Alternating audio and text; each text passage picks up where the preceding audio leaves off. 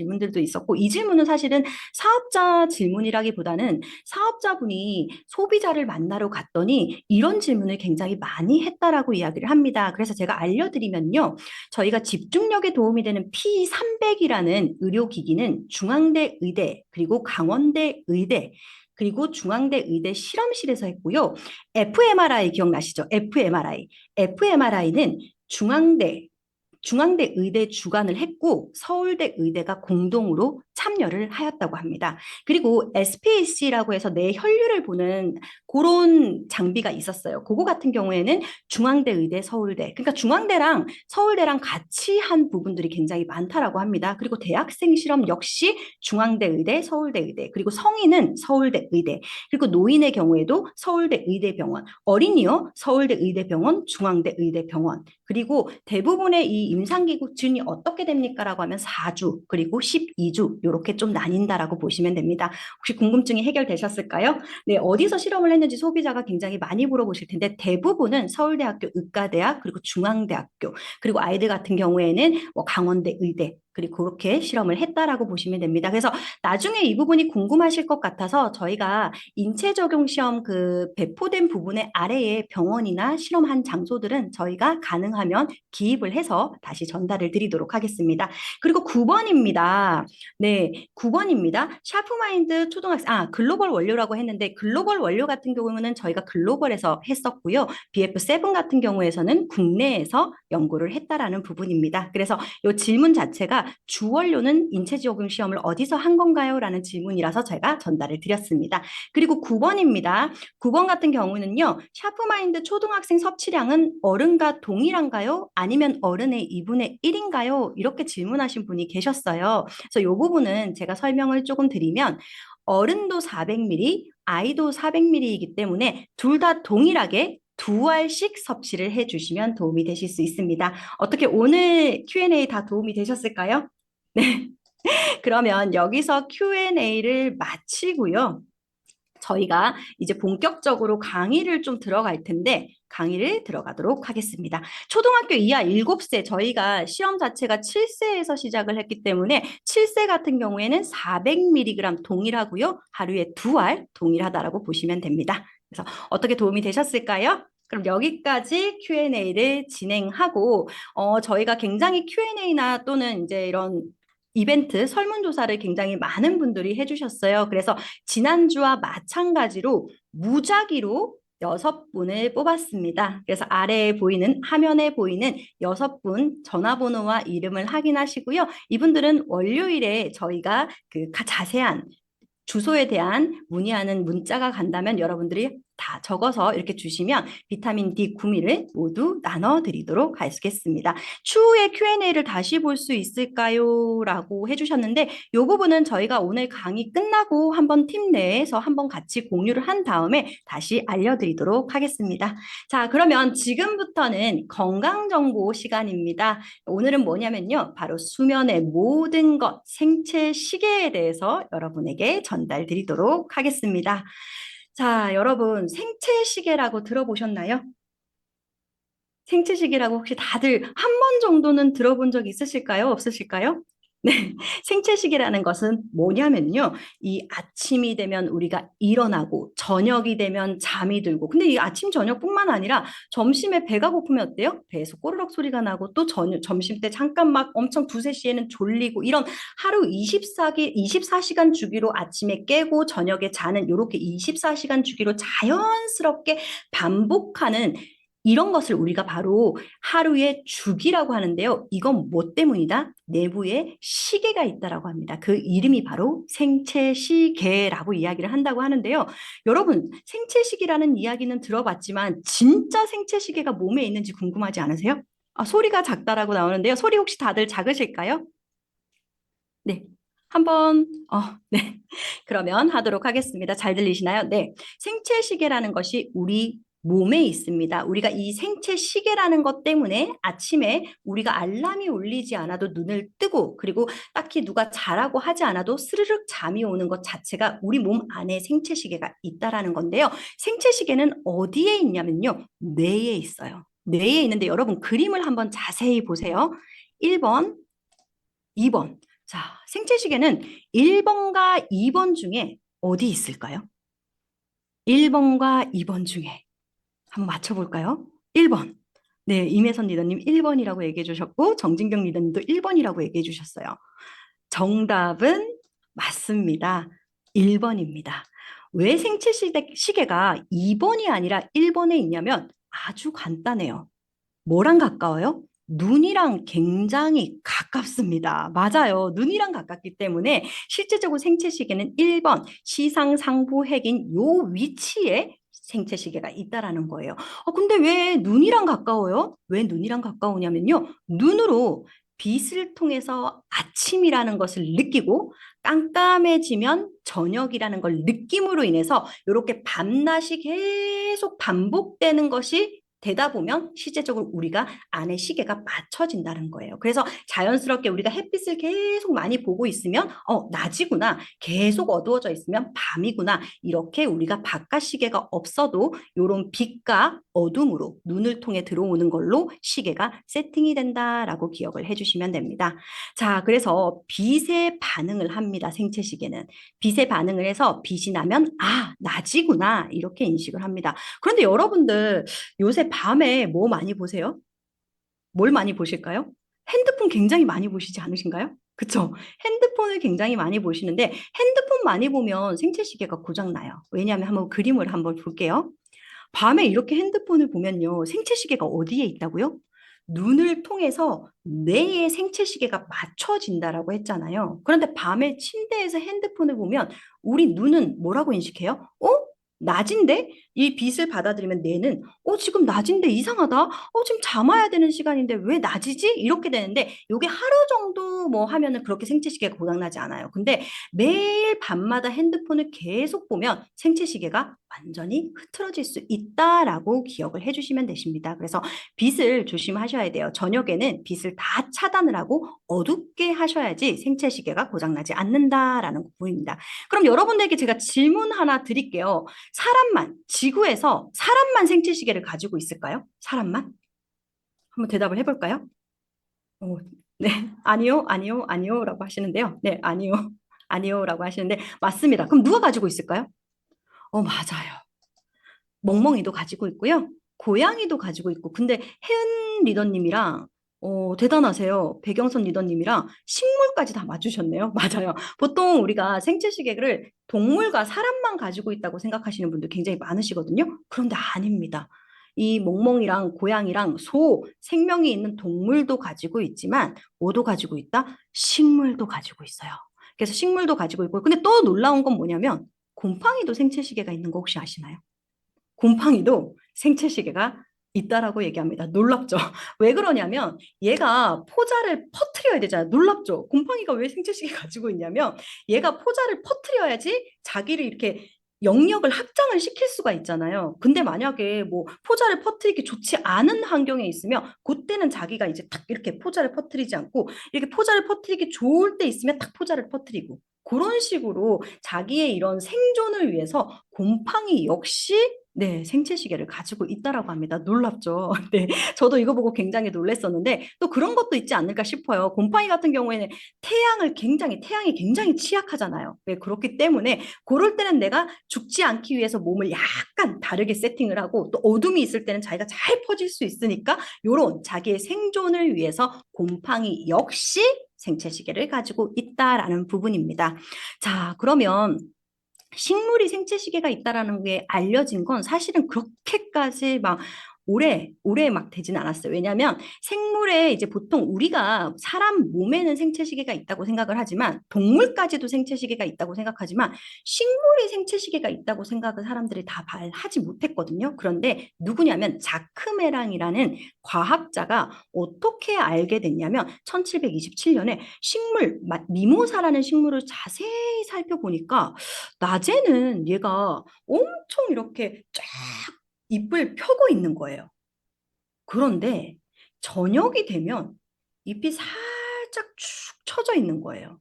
그리고 또 아침이 되면 쫙 펼쳐져 있고 저녁이 되면 살짝 이렇게 처져 있는 거예요.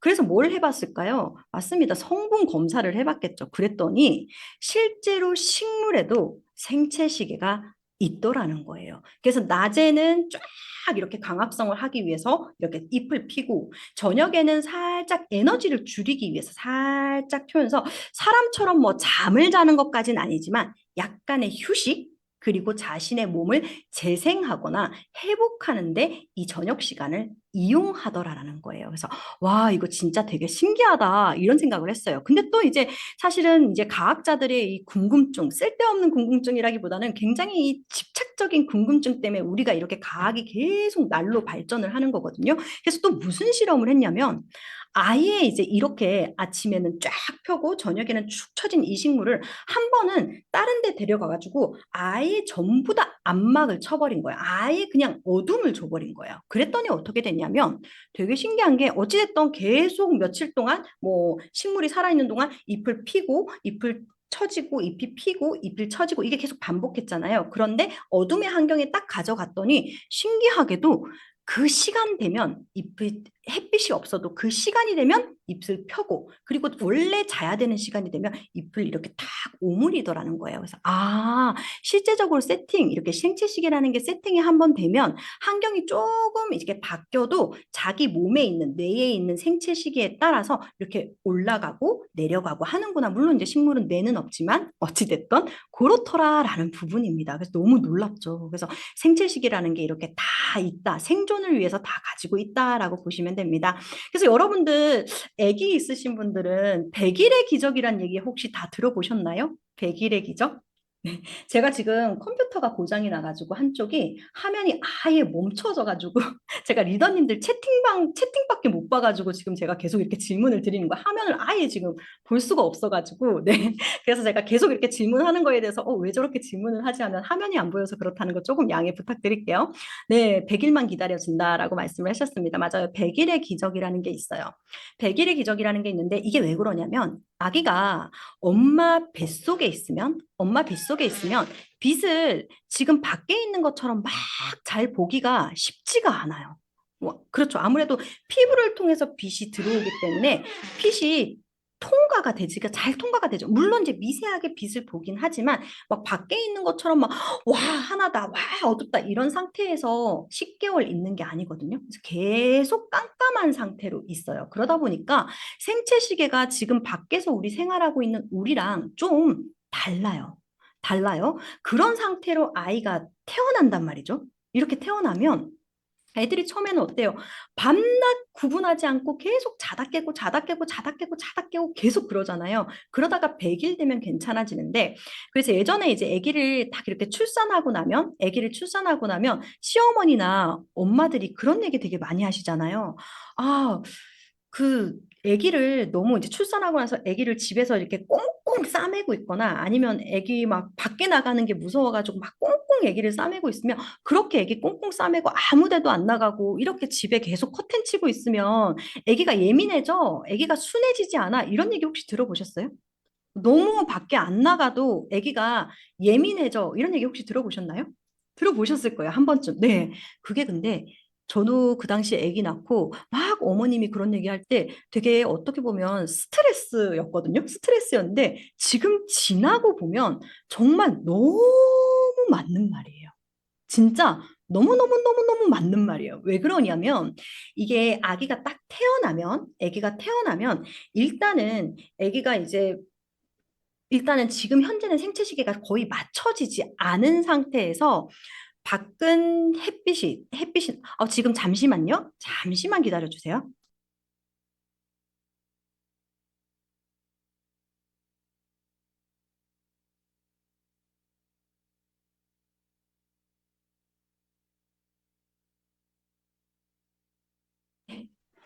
네, 죄송합니다. 잠깐 화면이 꺼져가지고 네, 죄송합니다. 다시 시작하도록 할게요. 네.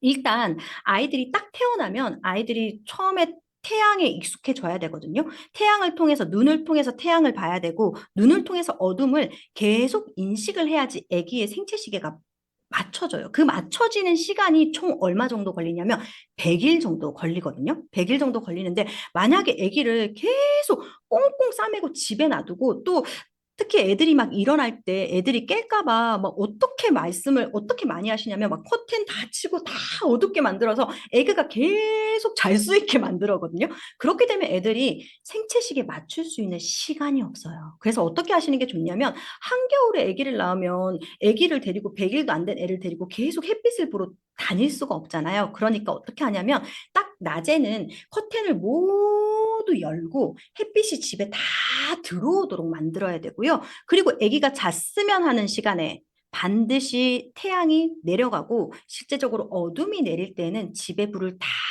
끄고 아이들에게 그 환경, 낮과 밤의 환경을 완벽하게 만들어줘야 아이가 100일이 됐을 때 생체 시계가 맞춰진다라고 이야기를 합니다. 그래서 여러분들도 혹시나 아이들이 나는 근데 아기를 낳았는데 100일 동안 집을 계속 깜깜하게 어둡게 한다면 아이들은 100일이 지나도 잠을 통잠 잘 못 자는 애들 있죠. 돌이 지나도 통잠 못 자고 두 돌이 지나도 통잠을 못 자는 친구들은 그런 부분을 조금 체크하는 게 도움이 될 수 있습니다. 그리고 아이들도 사실은 뭐 겨울에 한겨울에 나왔을 때는 100일 됐을 때 못 데리고 나가지만 예를 들어 요즘 같을 땐 너무 좋잖아요. 이럴 때는 한 번씩 이렇게 아이들 태양도 보여주고 햇빛도 보여주고 이러다 보면 애들이 네, 맞습니다. 통잠을 100일 전에도 잘 수 있어요. 그래서 이것이 바로 100일의 기적이다라고 보시면 됩니다. 자, 그래서 이렇게 생체식의 사이클이 움직인다라고 보시면 됩니다. 뭐에 따라서요? 빛이 있고 빛이 없고 빛이 가장 중요하다라고 보시면 됩니다. 자, 그래서 우리가 잠을 잘 때는 이렇게 어두울 때는 잠을 자고 햇빛이 딱 나올 때는 잠에서 깨는데 요게 크게 이제 관여하는 호르몬들이 있어요. 그게 뭐냐면 잠을 잘 때 관여하는 호르몬은 여러분들 멜라토닌이라고 하는 것입니다. 그래서 멜라토닌이라는 호르몬이 나오면 잠을 자고 아침에 코티졸이라는 호르몬이 탁 올라가면 잠이 깨는 거예요. 근데 여기서 이제 또 이렇게 질문 주실 수 있으실 것 같아요. 그러면 잠이 올 때는 멜라토닌 하나만 나오고 아침에 깰 때는 코티졸 하나만 나오나요? 그렇지 않아요. 사실은 멜라토닌이 대표 주자고 그 이외에도 굉장히 많은 호르몬들이 이 잠에 관여를 하고요. 아침에 코티졸도 마찬가지예요. 코티졸 하나만 나오는 게 아니라 실제적으로 이 아침에 일어날 때 여러 가지 호르몬들이 나오는데 그걸 여기다가 다 적으면 정말로 힘들거든요. 외우기. 그래서 대표 주자로 잠을 여는 호르몬은 멜라토닌, 그리고 아침에 깼을 때 힘을 나게 하는 호르몬은 코티졸이다라고 보시면 되세요. 그래서 여러분들이 코티졸이 무조건 안 좋다 생각하시는 분들 계시거든요. 근데 밤에 코티졸이 높으면 안 좋아요. 왜냐하면 잠을 잘 수가 없어요. 그래서 밤에 코티졸을 높이는 습관이 커피, 핸드폰 이런 것들이 그렇거든요. 하지만 이 코티졸은 아침에 안 나오잖아요. 그러면 사람들이 아침에 일어나서 계속 멍해요. 계속 멍한 상태로 되거든요. 그렇기 때문에 코티졸이 무조건 나쁜 애가 아니라 나와야 할 때 나와야 되는데 이 대부분은 저녁에 나오는 게 문제라는 거죠. 네, 이해가 되시죠? 맞아요. 코티졸은 각성, 멜라토닌은 이완 이렇게 생각하시면 되세요. 그럼 오늘은 뭐에 대해서 볼 거냐면 바로 수면과 관련된 생체 시계에 대해서 살펴보도록 하겠습니다. 먼저 제가 리더님들 강의, 원 세미나에서 리더님들 강의를 듣기도 하고 그리고 이제 많은 리더님들이 그룹 미팅 때 강의하는 걸 들어보니까 대부분이 이 나이트 타임을 섭취하시고 제품을 섭취하시고 애플워치 또는 갤럭시 워치 같은 것들로 수면을 다 체크를 하시더라고요. 그쵸? 네, 그렇게 체크하시는 분들이 굉장히 많으시더라고요. 그래서 제가 이렇게 과학적으로 체크를 하시는구나 생각을 하면서 대부분 보니까 근데 뭘 체크를 같이 하시냐면 비렘 수면, 렘 수면 이런 게 몇 퍼센트인지 이거 굉장히 많이 보시더라고요. 그래서 제가 이번 강의에서 비렘 수면이 뭔지, 렘 수면이 뭔지 이걸 진짜 확실하게 알려드려서 리더님들이 수면 앱을 더 잘 쓸 수 있게 해드려야겠다라고 생각했습니다. 네, 수면 앱 초인기 맞아요. 초인기라고 합니다. 그래서 먼저 근데 이제 이 부분 딱 이거는 요걸 명심해 주셔야 돼요. 뭐냐면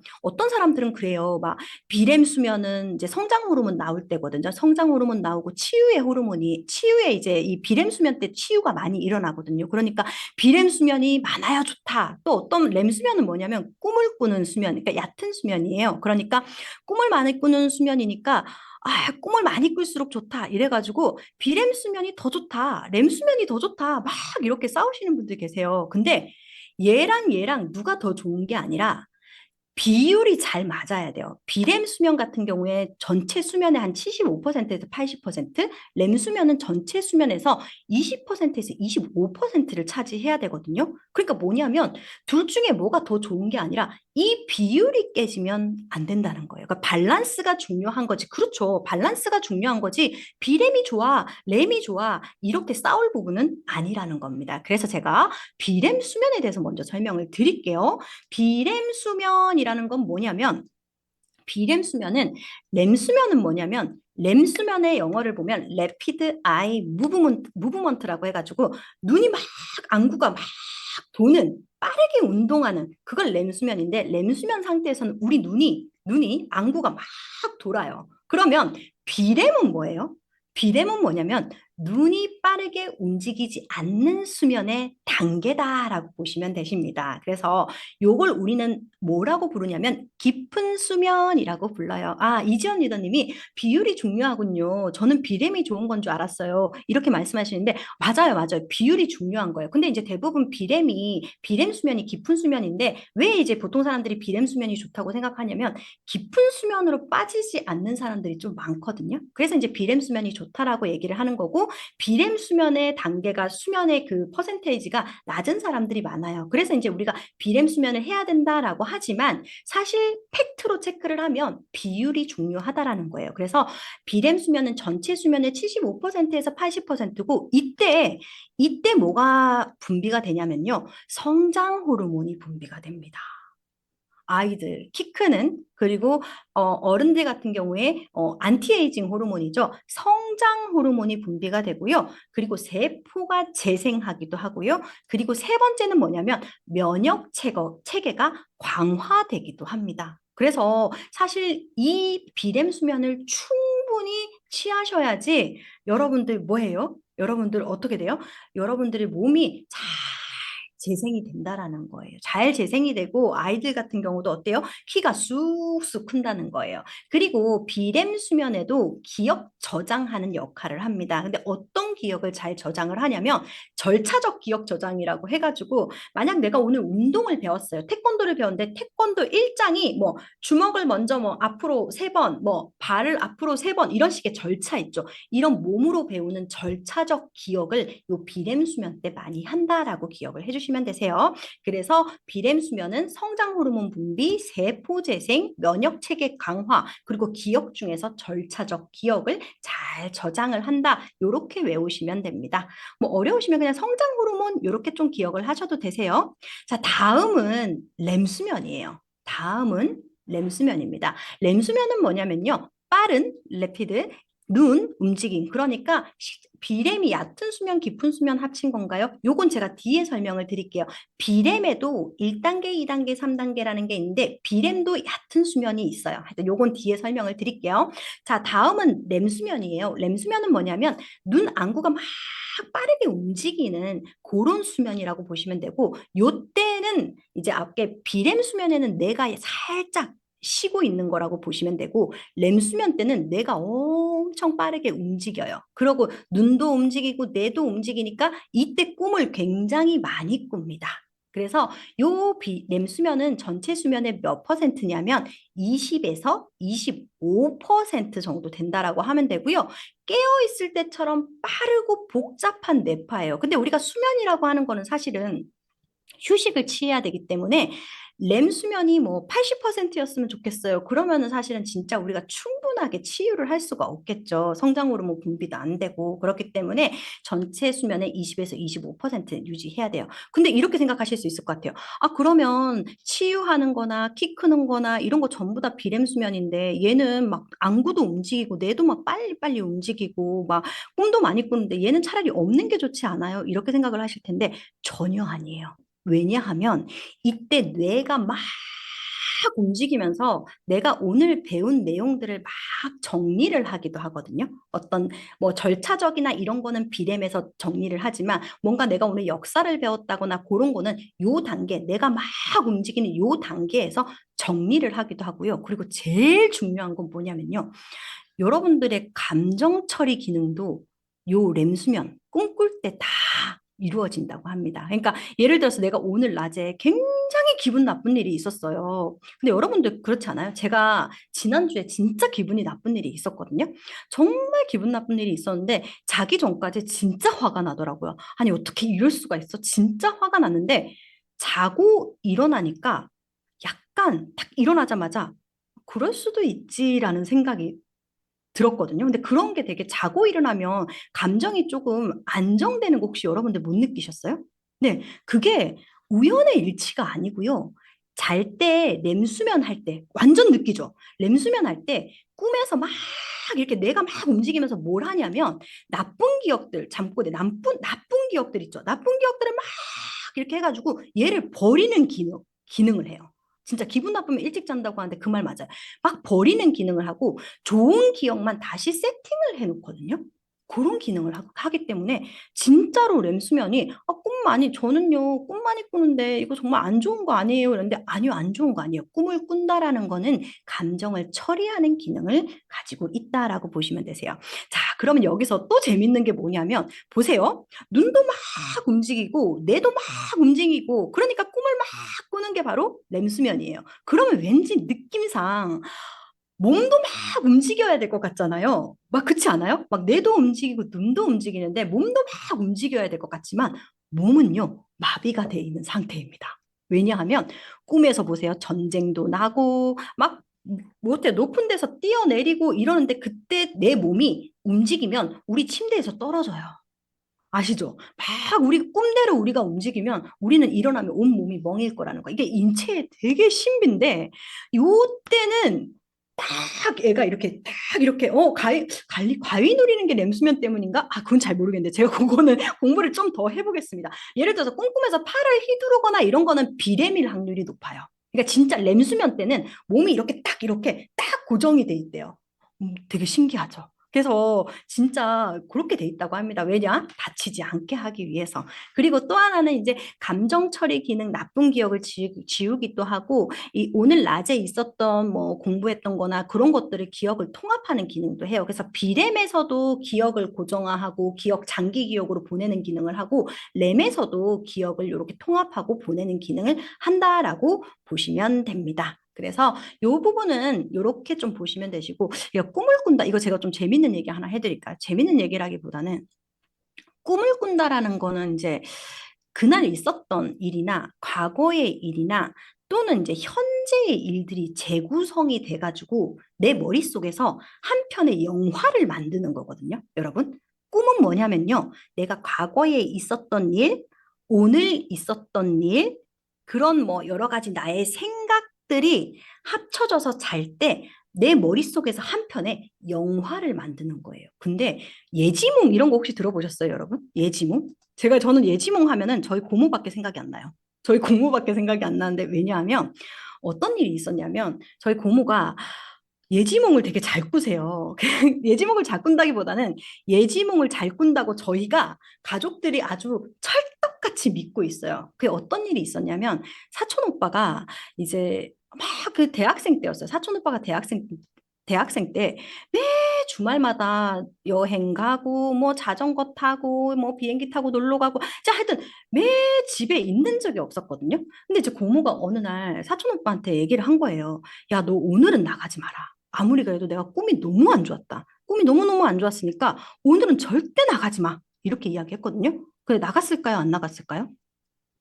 당연히 나갔어요. 뭐 그런 말 하는 게 한두 번이 아니잖아요. 그래서 근데 고모가 계속 그래서 꿈이 아무래도 이상했어. 그러니까 절대 나가지 마 이랬는데 나갔어요. 근데 그때 진짜 교통사고가 났거든요. 그러니까 어때요? 사람들이 진짜 저도 근데 물론 뭐 크게 다치진 않았는데 어쨌든 사고가 탁 난 거예요. 그날 이후로 우리 온 가족은 고모를 굉장히 맹신하는데 이게 제가 잠에 대해서 공부를 하다 보니까 이거는 예지몽이라기보다는 보세요. 고모가 계속 오빠가 이렇게 계속 놀러 나가니까 어때요? 저러다 사고 나면 어떡해. 저렇게 맨날 비행기 타고 놀러 가고 신기가 있는 게 아니라니까요. 신기가 있는 게 아니라 아니 맨날 걱정하는 거예요. 저렇게 놀러 다니다가 차 사고 나면 어떡하나 뭐 하면 어떡하나 이런 걱정을 매일 하니까 그게 그날 꿈에 나왔고 그 일이 딱 진짜 우연의 일치로 정말 탁 이렇게 두 개가 맞아떨어진 게 아닌가라는 생각이 들어요. 그래서 우리가 왜 예지몽이라고 하잖아요. 미래의 일이 꿈에서 나타나는데 그게 결국은 미래에 일어난다고 하잖아요. 근데 여러분 그게 신기가 아닌 게 잘 봐요. 과거에 내가 맨날 A라는 선택을 했어요. 그럼 미래에 내가 B라는 선택을 할 확률이 높을까요? A라는 선택을 할 확률이 높을까요? 그쵸. 그냥 과거가 나의 미래잖아요. 그러니까 나의 꿈은 과거를 가공한 거기 때문에 미래에 내가 할 일을 맞출 수 있다는 거예요. 너무 어렵나요? 이게 제가 이거를 보면서 아, 예지몽이라는 게 이해되죠. 생각이 꿈이 되고. 그러니까 뭐 사실은 생각이 꿈이 되고 이때까지 내가 있었던 일이 결국은 이제 미래가 된다. 이런 뜻입니다. 네, 어쨌든 램 이야기하다가 제가 이렇게 너무 한쪽으로 빠졌는데요. 어쨌든 그렇다라고 보시면 됩니다. 자, 그래서 아까 전에 리더님이 물어보셨어요. 아, 이거 이제 수면의 단계가 어떻게 되나요? 막 이렇게 이제 설명을 주셨어요. 그래서 제가 한번 알려드릴게요. 수면의 단계는 총 이제 크게 어떤 곳에서는 뭐 5단계라고 하는데 뭐 이런 거 중요하지 않아요. 어쨌든 크게 4단계로 이렇게 제가 나눠볼게요. 1단계는 비렘 수면 1단계. 이건 얕은 선잠이에요. 비렘 수면 1단계는 얕은 선잠이에요. 그리고 비렘 수면 2단계는 이제 코골이하고 이제 깊은 수면으로 들어가는 거예요. 코골이도 하고 잠꼬대도 하고 이렇게 해서 숙면으로 들어가는 아주 우리 그 수면 단계 중에서 굉장히 중요한 단계라고 보시면 되세요. 그래서 비렘 수면 2단계 쭉 가다가 이제 완전 누가 깨워도 절대 일어나지 않는 완전 깊은 잠이 이제 3단계거든요. 요게 총 내가 잠이 들고 얼마 정도 유지가 되냐면 한 90분 정도? 90분 정도? 총 120분이라고 쳤을 때 90분 정도. 이렇게 1단계, 2단계, 3단계 가고 나면 4단계 이제 렘 수면이 딱 돼서 다시 이제 꿈을 살짝 꿔요. 이게 우리의 총 수면의 단계는 아니고요. 요렇게 4단계가 한 90분에서 120분 정도 돼요. 120분 지나면 다시 또 비렘 수면 1단계, 2단계, 3단계, 그리고 렘 수면이에요. 제가 애플워치를 사용을 안 해서 코어 수면이라고 하는 게 뭔지 잘 모르겠는데 제가 오늘 좀 애플워치를 공부한 다음에 한번 네, 여러분들에게 나눠드릴게요. 제가 애플을 사용하고 있지 않아, 워치를 사용하고 있지를 않아가지고 네, 일단 다시 강의 드릴게요. 자, 보시면 비렘 수면 1단계, 비렘 수면 2단계, 비렘 수면 3단계, 그 다음 렘 수면 간다 그랬어요. 이게 총 몇 분이라고요? 120분이에요. 120분 끝나면 다시 비렘 수면 1단계, 비렘 수면 2단계, 비렘 수면 3단계, 그 다음에 렘 수면이에요. 자, 그럼 여러분 제가 문제 드릴게요. 하루에 8시간 자면 이거 몇 번 반복할까요? 하루에 8시간 자면. 하루에 8시간 자면 맞아요. 이혜린 리더님 말씀해 주셨습니다. 4번 자면 맞습니다. 4번 자면, 4번 자면, 아니, 8시간 자면 4번이 반복이 된다라고 기억을 해 주시면 됩니다. 그래서 우리가 이걸 왜 알려드리냐면 사실 뭐 이렇게까지 자세히 알 필요는 없는데 사람들이 한번 8시간 자면 그냥 처음에 비렘 수면 1단계, 비렘 수면 2단계, 비렘 수면 3단계, 렘 이래가지고 딱 그냥 한 번에 끝난다고 생각하거든요. 근데 이렇게 몇 번 반복이 된다라고 기억을 해주시면 되세요. 자, 그러면 여러분들이 이런 질문 진짜 많이 들으셨을 거예요. 뭐냐면 성장 호르몬은 밤 10시에서 새벽 2시에 나오므로 이때 꼭 자야 된다. 이런 얘기 혹시 많이 들어보셨나요? 성장 호르몬은 밤 10시에서 새벽 2시까지 나오면 이때 꼭 자야 된다. 맞을까요? 틀릴까요? 맞을까요? 틀릴까요? 네, 정답은 좀 이따 알려드릴게요. 키 크려면 10시에 자라고. 맞아요. 그런 얘기 되게 많이 해요. 자, 그 왜 그러냐면 처음에 이제 내가 10시에 잔다고 쳐요. 밤 10시에 잔다고 치면 일단 밤 10시부터 12시에 수면의 사이클이 한 번 돌고 밤 12시에 수면의 사이클이 두 번째 돌죠. 근데 요 두 가지 사이클, 그러니까 잠을 자기 시작해서 한 4시간 가까이는 비렘 수면이 조금 압도적으로 많이 나와요. 렘 수면보다 비렘 수면이 좀 압도적으로 많이 나와요. 근데 제가 여기서 선물 보내드릴게요. 비렘 수면은 무슨 호르몬이 나온다고 했죠? 제일 먼저 치시는 분께 제 선물 드리도록 하겠습니다. 네, 혜진님. 자, 이제 그만 치셔도 되세요. 잠시만요. 제가 볼게요. 자, 맞습니다. 제가 이거 제 채팅창으로 한번 볼게요. 혜진님과 유주 손영교님, 그리고 위러브 김건희님까지 제가 선물을 드리도록 할 테니까요. 여러분들 주소는 여기 이제 수신자 클릭을 하면 뉴스킨 1, 2, 3, 4 있거든요. 뉴스킨 1 또는 2에다가 주소와 전화번호를 알려주시기 바랍니다. 너무 감사합니다. 그래요. 제가 비렘 수면은 성장 호르몬이 많이 나온다고 했잖아요. 그러니까 우리가 8시간 잔다고 치면 수면 사이클 한 번, 수면 사이클 두 번일 때 비렘 수면이 많이 나오니까 이때 성장 호르몬이 좀 많이 나와요. 이해가 되시죠, 여러분? 이해가 되시죠? 요렇게 된다라고 보시면 되세요. 그러면 세 번째 잠, 새벽 2시에서 4시, 새벽 4시에서 6시까지는 이때도 사이클이 비렘 수면 1단계, 비렘 수면 2단계, 비렘 수면 3단계, 다시 렘 수면, 비렘 수면 1단계, 비렘 수면 2단계, 비렘 수면 3단계, 렘 수면 요게 두 바퀴 도는데 요때는 렘 수면이 조금 비렘 수면보다 많이 나오지는 않는데 렘 수면이 조금 더 길게 나와요. 그러니까 요때 꿈을 많이 꾸는 거예요. 근데 요때 꿈을 많이 꾸면 아침에 일어났을 때 그 꿈이 너무너무 생생한 거예요. 이해가 되시죠? 자, 그러면 새벽 밤 10시부터 이제 내가 잠들고 나서부터 새벽 2시까지 비렘 수면이 많이 나오니까 요때 성장 호르몬이 많이 나오겠구나. 이렇게 생각하니까 요때 꼭 자야 돼요. 근데 지금 다모아의 김규리 리더님이 너무 말씀 잘해 주셨어요. 지금이라도 성장하려면 밤 10시에라도 자야 되나요? 정답은 아닙니다. 아니에요. 밤 10시에서 새벽 2시는 여러분들 잊으세요. 아니고요. 네. 아, 그래도 대답해 주셔서 너무 감사해요. 만약에 내가 잠을 밤 12시에 자잖아요. 그러면 밤 12시부터 새벽 2시, 새벽 2시에서 새벽 4시까지가 성장 호르몬이 많이 나오는 시기입니다. 그렇기 때문에 무조건 밤 10시에서 새벽 2시는 아니라는 거예요. 근데 이 말은 아마 이것 때문에 나온 것 같아요. 우리가 왜 어린이들은 10시에 자라 이렇게 얘기를 하잖아요. 예, 그러니까 그래서 지금이라도 노화를 방지하려면 10시 전이 아니라 그 언제 자더라도 최소 4시간은 확보를 하셔야 된다는 거예요. 그러니까 12시에 자면 새벽 4시까지? 예, 그때까지가 수면이 두 바퀴 도는 거예요. 4시간 확보. 근데 4시간만 자면 또 안 되는 게 4시간 이후부터는 또 렘 수면이 많이 나오는데 렘 수면 때 뭐가 일어난다고요? 감정 처리부터 시작해서 내가 활발하게 일어나면서 필요 없는 거 버리고 막 이런 되게 중요한 활동이 일어나기 때문에 사실은 8시간을 좀 자야 된다라고 보시면 되세요. 근데 이게 왜 아이들이 10시, 2시라고 나왔냐면 애들이 학교를 안 가면 사실은 밤 12시부터 아침 8시까지 충분히 자면 되는데 아침 8시까지 자면 애들이 지각하잖아요. 그러니까 애들이 보통은 6시에 일어나야 되기 때문에 밤 10시에 꼭 자라. 이 말이 그때 나온 거라고 보시면 되십니다. 자, 그럼 교대 근무자라면요. 예를 들어서 교대 근무자라면 저는 아침 10시에 자요. 그럼 저는 아침 10시에 자니까 밤 10시가 아니니까 저는 성장 호르몬이 안 나오냐? 아니에요. 교대 근무자 같은 경우에는 아침 10시부터 오후 2시까지가 그분 생체 시계 내에서 그 자는 시간이기 때문에 그때 성장 호르몬이 나오기 때문에 잠 자기 시작해서 첫 4시간이 되게 중요하다라고 보시면 되세요. 그리고 첫 4시간보다 더 중요한 게 뭔지 아세요? 더 중요한 게 뭔지 아세요? 최초 90분이 완전 중요하대요. 최초 90분. 최초 90분이 정말 정말 중요하대요. 그래서 처음에 90분을 잘 자잖아요. 그럼 끝까지 잘 잔대요. 그래서 아이들 제가 되게 자주 하는 건데 저희 막내가 너무너무 귀여워요. 9살인데 아직도 잘 때 보면 너무너무 예쁘거든요. 손가락도 조그맣고 막 입술도 너무 예쁘고 얼굴도 볼도 너무 예쁘고 너무 이뻐요. 그러니까 제가 애가 잠들면 애기를 막 만지거든요. 그럼 안 돼요.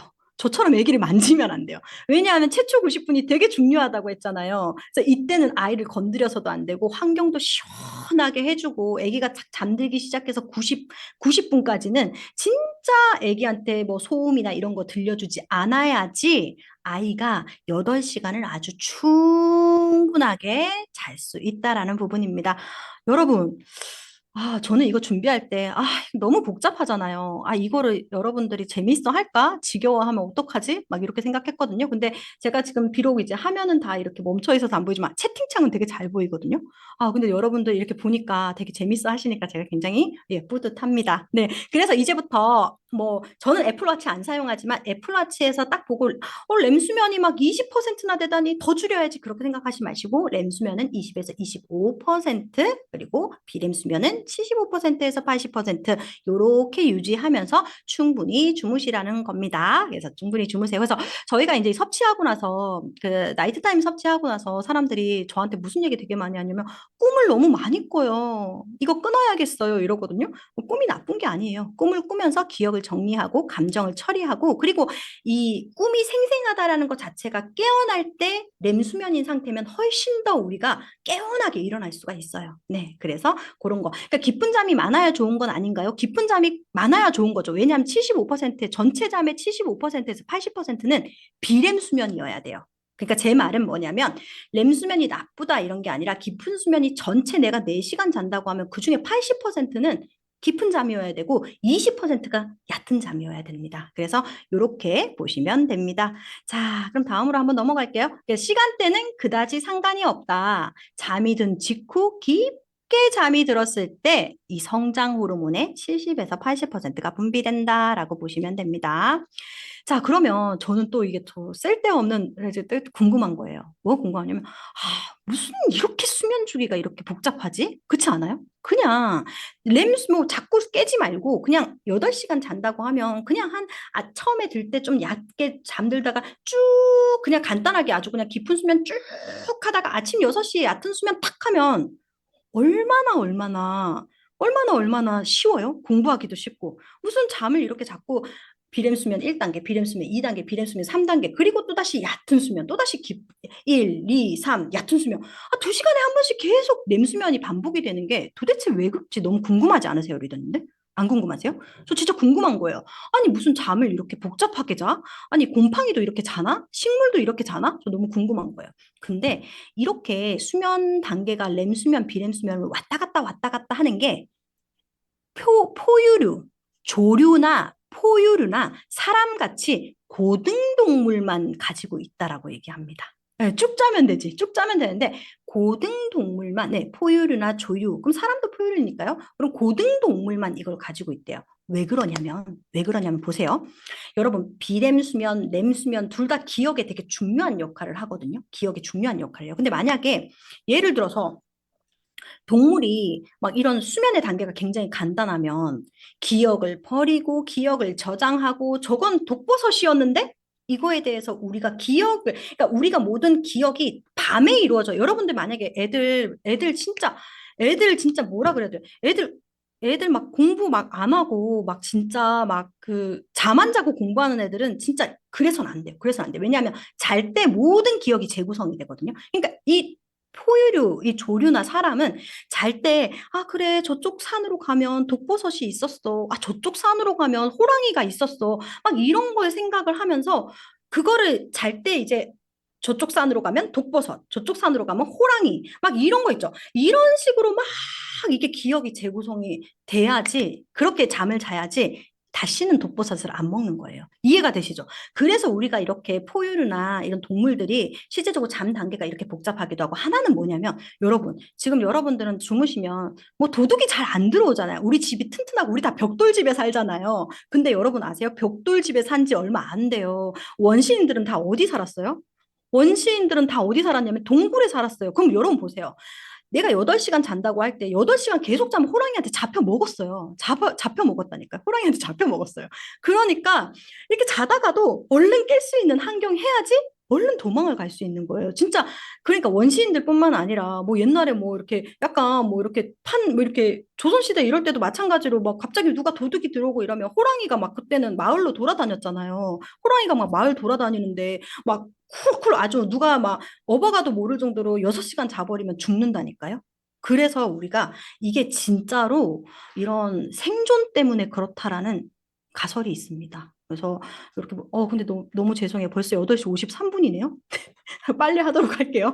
네, 저도 이거 공부하면서 너무 재미있어가지고 계속 이런 부분을 공부를 했습니다. 그래서 이런 복잡한 수면을 가지고 있는 것보다 생존과 기억의 재구성 때문이에요. 그래서 아이들이 잠을 안 잔다는 거는 정말 정말 정말 정말 그런 일이 있어서는 안 된다라고 보시면 됩니다.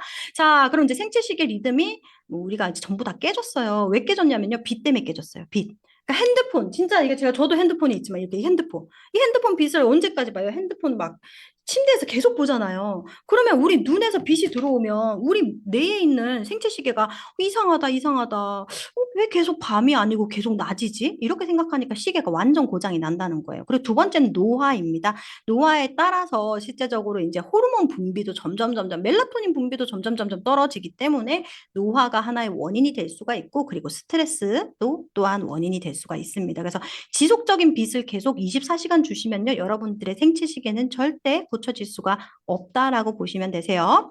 그리고 노화도 마찬가지. 되게 신기한 건 뭐냐면 나이가 들면요, 이게 이제 이 나이가 들면은 아침에 코티솔이 올라가야 되고 저녁에 코티솔이 이렇게 떨어져야 되는데, 나이가 들면 아침에 코티솔이 떨어지고 저녁에 이렇게 코티솔이 올라가거나 이런 그래프가 조금 엉망이 된다고 해요. 그래서 사실은 조금 노화가 있으신 분들은 생체 시계를 좀 고치기 위한 어떤 방법, 서럽다고 하는데 맞아요. 저도 서럽습니다. 그래서 이런 것들이 조금 필요하다. 그래서 건강기능식품이라는 것이 이제 계속 성장을 하는 이유가 이런 것과 관계, 이제 노령화가 될수록 고령화가 될수록 더 필요한 부분이 아닐까라는 생각이 듭니다. 자, 그리고 이제 스트레스 받으면, 여러분 스트레스 받으면 코티졸 올라가거든요. 스트레스 받으면 무조건 코티졸 올라가요. 근데 여러분들 있잖아요. 그 스트레스 받으면 코티솔 올라가는데 그 코티솔이 계속 올라가면 어떻겠어요? 저녁에도 코티솔이 계속 올라가면 멜라토닌 분비가 잘 안 돼요. 잠을 못 자거든요. 그래서 스트레스도 반드시 낮춰주는 게 되게 중요하다라고 보시면 되세요. 그래서 제가 어제 되게 재미있는 광고를 하나 봤는데, 뭐냐면 그 목이 마르면 우리가 물을 마셔서 갈증을 해소하잖아요. 그것처럼 스트레스를 너무 많이 받으면 스트레스에 도움이 되는 식품을 먹어서 그걸 해결하는 것도 하나의 방법이 될 수 있다라는, 제가 어제 광고 하나 보면서 와, 이거 진짜 공감된다라는 생각을 했는데, 네, 그렇게 봐주셔도 도움이 되실 수 있을 것 같습니다. 자, 그래서 생체 시계가 깨지면 어떻게 되냐면 이제 잠을 못 자는 거예요. 잠을 못 자는 거예요. 진짜 잠을 못 자는 거거든요.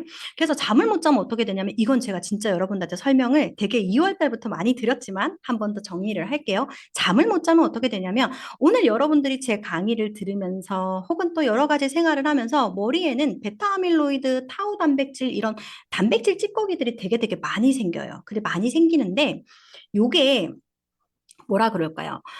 낮에는 낮에는 이제 배출이 안 돼요. 배출이 안 되는데 잘 때 배출이 돼요. 이렇게 자 글림프 시스템이라고 해가지고 딱 잘 때 배출이 되거든요. 그 이유가 뭐냐면, 실제 잘 때는요, 약간 뇌세포가, 이게 낮에는 뇌세포가 아주 짱짱하게 있어가지고 이 단백질, 타우 단백질이 쌓여도 얘가 빠져나갈 그럴 곳이 없거든요. 근데 이제 밤 되면 뇌세포가 살짝 수축하면서 요 길이 생겨요. 그 길을 통해 가지고 뭐 베타 아밀로이드나 타우 단백질 같은 단백질 찌꺼기가 버려지는 거거든요. 그러니까 뭐냐면 잠이 얼마나 진짜 중요하냐면, 여러분 베타 아밀로이드도 버려줘, 타우 단백질도 버려줘. 그리고 어때요? 여러분들 위 점막, 피부 각질, 위 뭐 입안에 있는 점막 전부 다 언제 고쳐지냐면 잘 때 고쳐져요. 비렘 수면 성장 호르몬 나올 때 그때 고쳐지거든요. 봐요. 잠이 타우 단백질도 없어줘, 베타 아밀로이드도 없애줘, 그리고 피부도 깨끗하게 해줘, 점막도 해줘. 그리고 오늘 낮에 배운 것들을 다 기억을 재정리해줘. 그리고 낮에 부부싸움 한 거나 굉장히 기쁜 일들도 어때요? 나쁜 감정은 버려줘. 진짜 세상에서 잠보다 중요한 거는 진짜로 없는 것 같아요. 제가 생각했을 때. 진짜 최고 중요한 것 같아요. 잠이 보약이에요. 그래서 잠을 충분히 자야 된다. 자, 숙면을 취하지 못하면 어떻게 된다고요? 이렇게 숙면을 취하지 못하면 뇌세포도 손상이 된다라고 기억해 주시면 됩니다. 맞아요. 잠 잘 자면 피부가 좋아지는 이유가 여기 있네요. 정명희 교수님이 말씀해 주셨잖아요.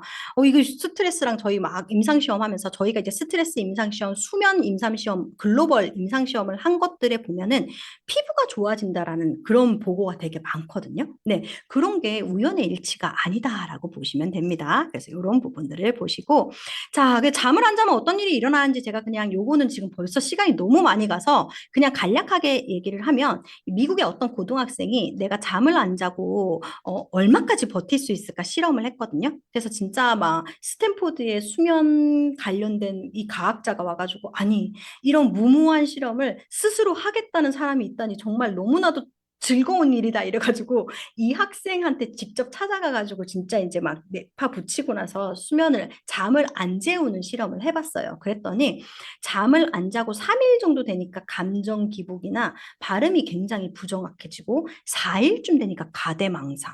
그리고 진짜 무서운 건 잠을 안 자고 10일쯤 지나니까 라디오 DJ가 음모를 꾸미고 있다라고 생각을 하고 11일쯤에 표정이 없어지면서 쓰러졌다고 해요. 그래서 이제 그 이후에는 이제 정말 한 몇 시간 축 자고 나서 서서히 이제 다시 회복을 했다고 하는데 이 랜드 가드너라는 사람이 지금 한 60세, 70세 정도 됐대요. 근데 라디오에 나와가지고 너가 고등학교 때 했던 그 실험 후회하지 않아? 이렇게 물어봤더니 너무너무 후회한다 그랬대요. 그래서 여기 지금 어떤 리더님이 고문 했을 때 잠을 안 재웠다라고 하는데 맞아요. 고문 중에 이게 넷플릭스에서 나왔다고 하더라고요. 저도 직원분이 알려주셨는데 고문 중에 그 이제 넷플릭스의 잠에 관련된 영화가 잠고문이 최악이고 이거는 진짜 너무 인권 유린이라고 해서 고문에서 잠고문은 절대 하면 안 된다고 아예 그렇게 이야기했다고 이게 최고의 고문이라고 하더라고요. 그래서 어쨌든 이런 부분들이 일어난다라고 보시면 되세요. 그래서 요거는 그냥 간단하게 표인데 서울 강남의 한 초등학교 6학년의 하루인데 한번 보실래요?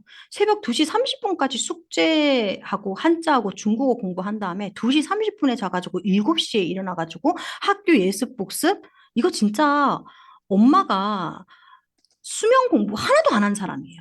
진짜 이거는 부모님이 수면 공부를 아예 안 하신 분이고, 이렇게 하면 얘가 4시간 30분 자는 말이 돼요? 제가 얘기했잖아요. 8시간 충분히 자야 되고, 사실은 4시간은 성장 호르몬이나 치유의 시간이라면, 4시간은, 나머지 4시간은 기억의 재구성 시간이라니까요? 근데 이거 뭐가 되냐는 거예요, 진짜. 그래서 진짜 성인보다 빡세죠. 근데 아이들이 미칠 수밖에 없어.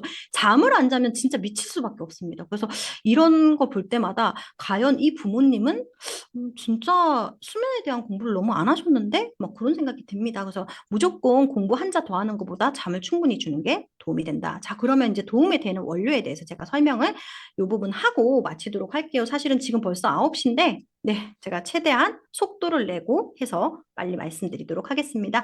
먼저 도움이 되는 원료, 네, 미강 주정 추출물이다라는 부분입니다. 이건 뭐냐면요, 쌀겨예요. 쌀겨에서 추출을 한 건데, 요거 같은 경우에는 유의적 개선 확인이 인체 적용 시험에서 5가지 지표로 확인됐는데요.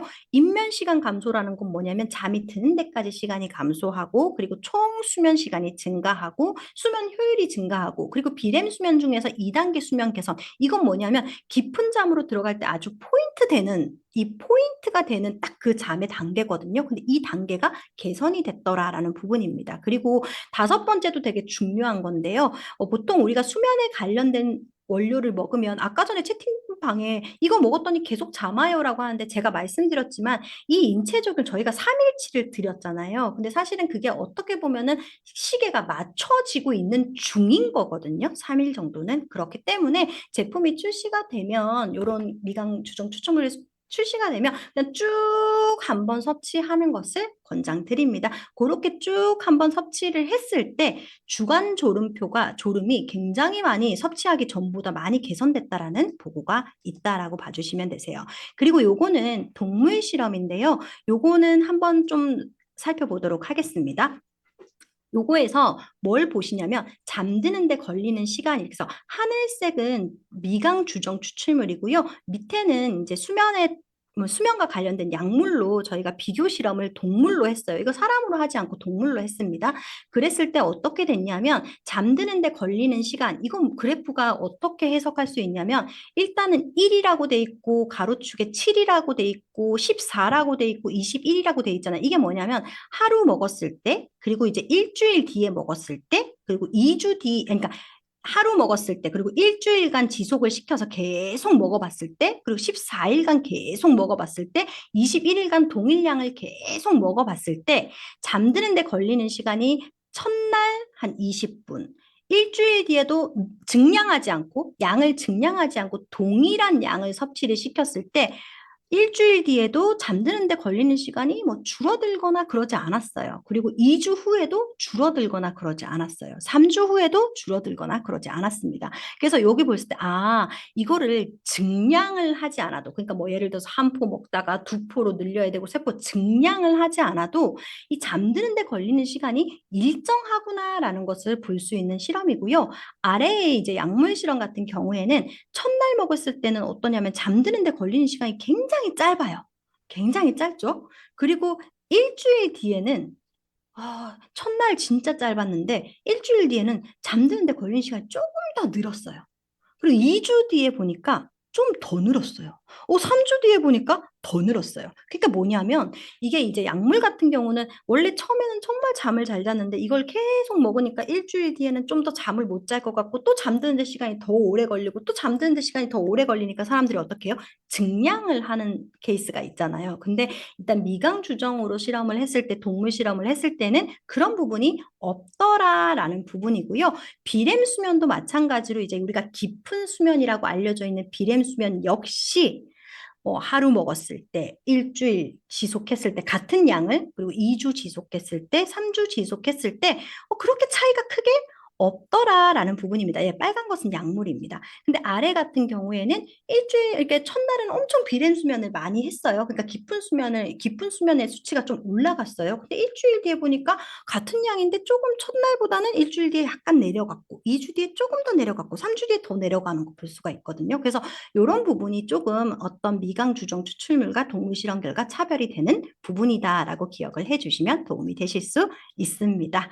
그리고 하나 더 좀 소개해 드릴 원료는 뭐가 있냐면 자주계자리 추출물이라는 게 있어요. 근데 여러분 아까 제가 멜라토닌은 이 생체시계를 관장하는 게 이제 멜라토닌인데 요거는 생체시계는 어디 있다고 그랬어요? 사람한테도 있고 동물한테도 있고, 네, 식물한테도 있다라고 말씀을 드렸습니다. 네, 마찬가지로 자주계자리라고 약간 보라색 꽃이 있는데, 걔도 멜라토닌을 함유를 하고 있어요. 근데 그 자주계자리를 그냥 이렇게 꽃을 딱 따가지고 먹으면 뭐 그렇게 넣은 것은 아니고 인체 적용 시험에서 효과를 낸 멜라토닌 함량이 포함되도록 자주계자리를 추출해서 혼합한 원료를 섭취를 하면 이것도 수면에 도움이 될 수 있다라고 하니까 여러분 참고해 주시길 바랍니다. 그래서 이렇게 보시면 되시고 그리고 샤프론 추출물은 여러분 굉장히 많이 아시는 부분일 텐데요. 요거는 샤프론이라는 것은 나무 꽃의 암수머리 앞에 있는 이제 이렇게 빨간색 요런 것들 이제 암수머리 수수를 이제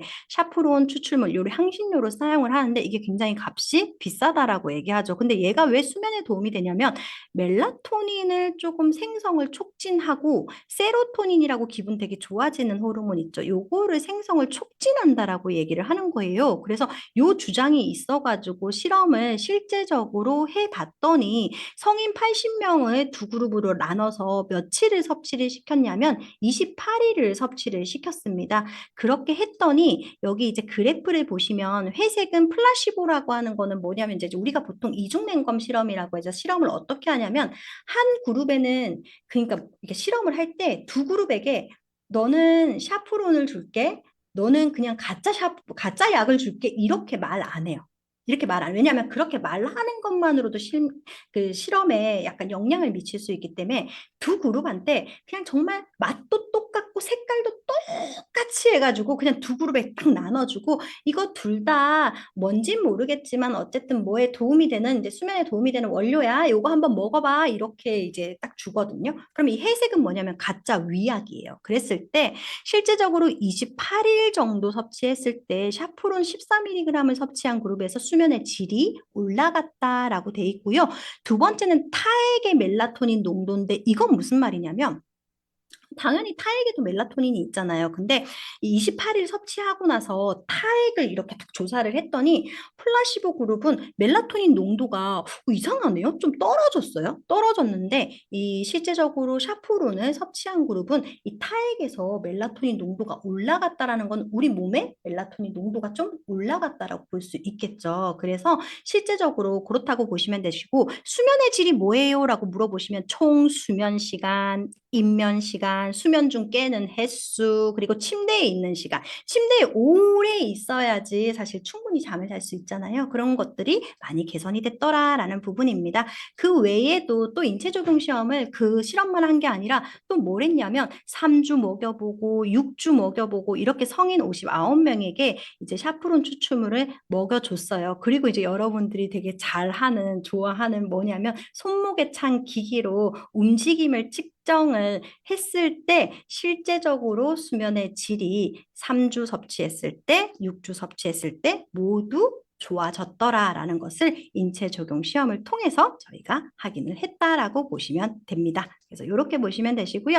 또 샤프론 추출물이 수면에 미치는 영향 실험을 되게 많이 했죠. 이것도 마찬가지로 실제적으로 성인 59명을 대상으로 매일 저녁 6주간 계속 투여를 했을 때 쉽게 잠이 들고 수면 기간이 길어졌으며 특별한 부작용이 없었다라는 걸 볼 수가 있습니다. 그래서 그래프 보실 때 플라시보 요거 보이시고 요게 보면 보통 저희가 이제 데이터 보여드릴 때 플라시보 그리고 이렇게 두 가지 그래프 되게 많이 보여드리거든요. 근데 플라시보는 제가 말씀드린 것처럼 위약을 준 그룹이고 요 그룹은 실제적으로 저희가 도출하고자 하는 원료를 줬을 때 이렇게 그룹인데 실제적으로 그 잠잠의 수면의 시간이나 입면 시간이나 수면 시간들이나 이런 부분들이 굉장히 많이 늘어났더라라는 부분입니다. 그래서 샤프로니는 항산화 신경보호 이런 부분도 있지만 수면에도 도움이 되더라라는 부분을 알 수가 있습니다.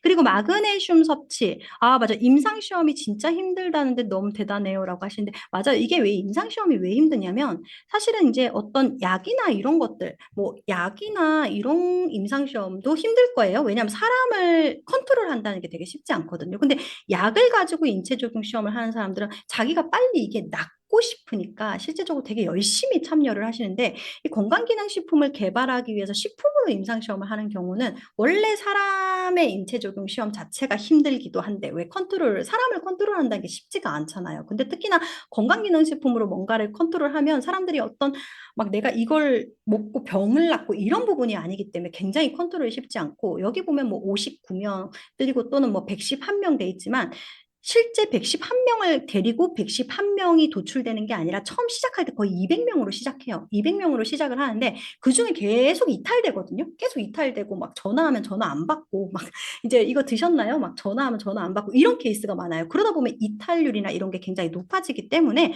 네, 그래서 사실 쉽지 않다라고 예, 정미애 교수님도 그때 그렇게 말씀해 주셨죠. 그래서 마그네슘이 수면 부족에 미치는 영향은 미국의 이제 통계청에서 여러 성인 2만 6천 명을 가지고 설명을 했더니 7시간 미만 수면자 같은 경우에는 실제적으로 수면 섭취, 마그네슘 섭취가 부족한 사람들이 수면을 충분히 하지 못하더라라는 부분이다라고 봐주시면 됩니다. 예, 숫자가 달리 보이죠. 맞습니다. 그리고 이제 실제적으로 저런 미국 통계청 자료뿐만 아니라 실제 또 실험을 했어요. 실험을 했는데 44명의 노인 대상으로 남자 21명, 여자 22명으로 8주간 500ml 마그네슘을 계속 이제 플라시보 대비해서 줬을 때 실제적으로 수면 시간이나 수면 효율성이 개선이 됐고, 그러니까 이거 뭘 많이 봤냐면 멜라토닌 농도가 증가하는지를 좀 많이 봤거든요. 그래서 실제적으로 샤프란도 그렇고, 그래서 멜라토닌 농도의 증가, 그리고 잠드는데 걸리는 시간, 그리고 잠들 때 제가 말씀드렸지만 코티졸이 무조건 나쁜 게 아니라고 했어요. 아침에 코티졸이 확 나와야지 우리가 벌떡 일어날 수 있다고 했어요. 하지만 잠잘 때 코티졸이 나오면 잠을 못 자거든요. 근데 실제적으로 코티졸 농도도 잘 때 감소가 됐더라라는 부분입니다. 그래서 마그네슘은 멜라토닌을 합성을 촉진하기도 하고 수면을 조절하기도 하고 진정 효과를 가지고 있다라는 것을 우리가 볼 수 있습니다. 그리고 인체 적용 시험이 정말 많은데요. 또 마그네슘 샤프론 멜라토닌을 또 이렇게 복합을 해가지고 28일간 매일매일 언제 섭취를 시켰냐면 취침 30분 전에 섭취를 했을 경우에도 마찬가지로 89%의 섭취 대상자가 일어난 후에 덜 졸립더라. 그러니까 일어났을 때 훨씬 더 생기 있고 신선하고 원기 있는데 정신이 몽롱하거나 이런 부분은 플라시보 회색 그래프와 진한 이런 파란색 그래프를 봤을 때 실제 정신 몽롱 그래프에 보면 플라시보 같은 경우에는 정신 몽롱이 한 9% 떨어졌다면 실제적으로 실험을 한 블렌드를 섭취를 했을 경우에는 26% 정도 떨어졌다는 걸 볼 수가 있죠. 1주차에 그 정도를 느꼈고 4주차 섭취를 했을 때 약 35%까지 정신이 몽롱하다거나 졸리다거나 이런 부분이 많이 지원이 되었다라고 보시면 됩니다. 그리고 마찬가지로 블렌드를 실제적으로 섭취를 했을 때 일주 후에, 그러니까 일주 4주를 실험을 했는데 일주일 후에는 좀 입면 시간이 굉장히 짧더라는 거예요. 입면 시간이 굉장히 짧고 4주 후에도 29분 더 빠르게 잠이 들더라. 그래서 섭취자의 96%가 수면의 질에 개선이 됐다라는 것을 느낄 수 있습니다. 그리고 아까 말씀드렸던 것처럼 섭취 1주, 4주 후 피부 강체 개선 느낌이라는데 이거는 너무 당연한 거 아닐까요? 제가 말씀드렸잖아요. 잠을 자는 건 뭐라 그랬어요? 잠을 자는 거는 실제로 그 첫 잠 90분에서 한 120분, 첫 4시간 동안 뭐가 일어나냐면 이 우리 몸의 점막 같은 게 다 회복이 되고 피부도 회복이 되는 거예요. 여러분 왜 그런 줄 아세요? 여러분들 자동차를 고칠 때 시동을 끄고 고치세요? 시동을 켜고 고치세요? 시동 끄고 고치세요? 끄고 고쳐요. 왜? 그렇게 해야지 잘 고쳐. 그게 뭐냐면 우리가 움직이는 것 자체가 우리 몸 면역세포가 생각했을 때는 움직이는 것 자체가 막 활성산소를 막 일으키고 막 그런 거거든요. 어디 부딪히면 또 고쳐야 되고. 그러니까 그때는 점막 고칠 시간이 없어요. 다른 거 고치고 막 우리가 지금 제가 물 먹잖아요. 이렇게 물 먹잖아요. 그러니까 물에도 독소가 있잖아요. 어쩔 수 없잖아요. 균이 있잖아요. 그러니까 이런 애들이 들어오면 이런 균들을 처리하느라고 깨 있을 때는 점막 같은 애들을 건드릴 그게 없어요. 근데 이제 사람이 비로소 잠을 자면 그때서야 이제 면역세포들이 이제 정말 점막을 한번 고쳐볼까? 이제 좀 고쳐볼까? 이렇게 해서 점막을 고치는 거예요. 근데 여러분 막 잠을 안 자고 여러분들이 3일 밤새고 4일 밤새고 5일 밤새 5일까지 밤 안 새겠구나. 어쨌든 하루 이틀 밤을 자주 새는 사람들은 고질병이 있어요. 무슨 고질병이 있냐? 위궤양. 그렇죠. 위궤양이 동반될 수밖에 없습니다. 네, 그렇기 때문에 여러분 잠을 충분히 주무셔야 됩니다. 여기까지가 오늘 수면에 대한 강의인데요. 어떻게 도움이 좀 되셨을까요? 제가 사실은 이 강의 준비하면서 진짜 걱정 많이 했어요. 왜냐하면 막 수면의 1단계, 수면의 2단계, 수면의 3단계 이거 막 준비하면서 이런 거를 알려드리면 나도 설명하면서 나도 되게 힘들고 리더님들도 힘드시지 않을까 했는데 진짜 제가 사실은 이 채팅창을 다 보면서 계속 강의를 하고 있거든요. 너무 재미있어 해주셔서 너무 감사하고요. 근데 지금 이 시간까지 246분 나가지 않으셔서 너무나 감사합니다. 오늘 강의는 여기까지고요. 여러분 이제 다음 주가 드디어 마지막 주입니다. 마지막 주에는 저희가 바디크림 그리고 핸드앤 바디워시 강의도 유스킨 트레이너 김희정 프로님이 진행을 해주실 거예요. 그래서 저는 필감과 관련된 스트레스에 대한 강의를 다음 주에 진행드리고 그리고 유스킨 트레이너 김희정 프로님이 화장품 강의를 드릴 테니까요. 여러분들 또 Q&A 궁금한 거 있으면 언제든지 전달을 주시면 제가 진짜 또 한 주 동안 열심히 공부해서 스트레스에 대해서 여러분들이 완벽하게 알 수 있도록 준비를 하도록 하겠습니다. 네, 그럼 이상으로 강의 마치도록 하고요. 여러분 30분 전에 드시고 충분히 숙면하시길 바랍니다. 감사합니다.